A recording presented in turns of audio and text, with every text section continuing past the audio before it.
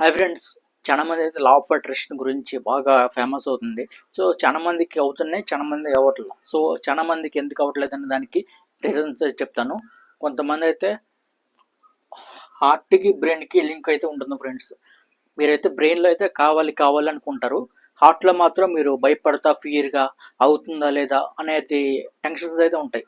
ఆ టెన్షన్స్ అనేవి ఉండకూడదు. మనకి కరెక్ట్గా బిలీవ్ అయితే చేయాలి అవుతుందనే దానికి.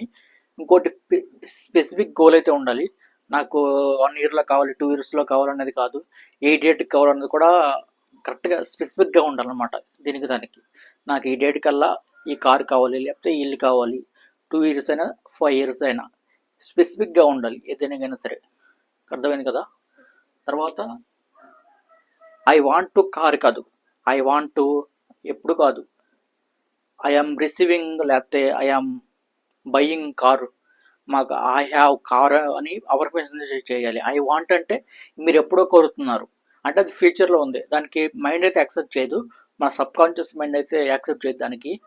ఎప్పుడు కూడా మన ఆలోచనలు అని ప్రజెంట్లోనే ఉండాలి. ఐఎమ్ హ్యావింగ్, నాకైతే కారు ఉందన్నట్టు ఫీలింగ్ అయితే అవ్వాలి. అర్థమైంది కదా.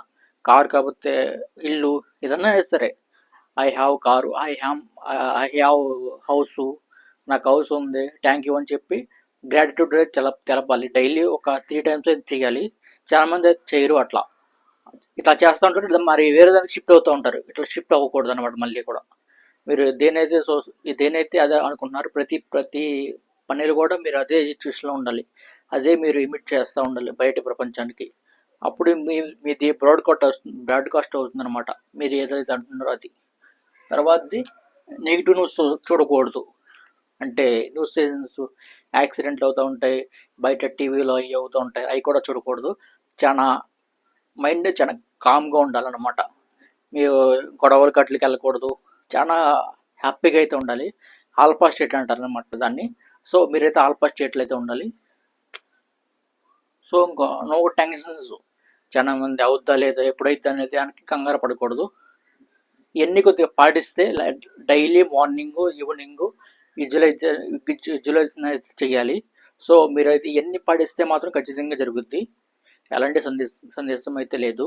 చాలా మంది ఎన్ని పాటించరు, ఏదో ఒకటి మిస్ చేస్తూ ఉంటారు. సో దానికైతే జరగదు. కావాలంటే నా నెంబర్ తీసుకుని కాల్ కూడా చేయొచ్చు. నేనైతే డిస్క్రిప్షన్ ఇస్తాను. నేనైతే చాలా ఈ సెమినార్స్కి అయితే అటెండ్ అయ్యాను. జో డిస్పెన్సా తెలుసు కదా, అమెరికన్ వరకు ఆయన సెమినార్స్కి అయితే అటెండ్ అయ్యాను. సో ఇదే ఫ్రెండ్స్ ఈ వీడియోకి. మీ ఒపీనియన్ కామెంట్లో చెప్పండి. Thank you for watching.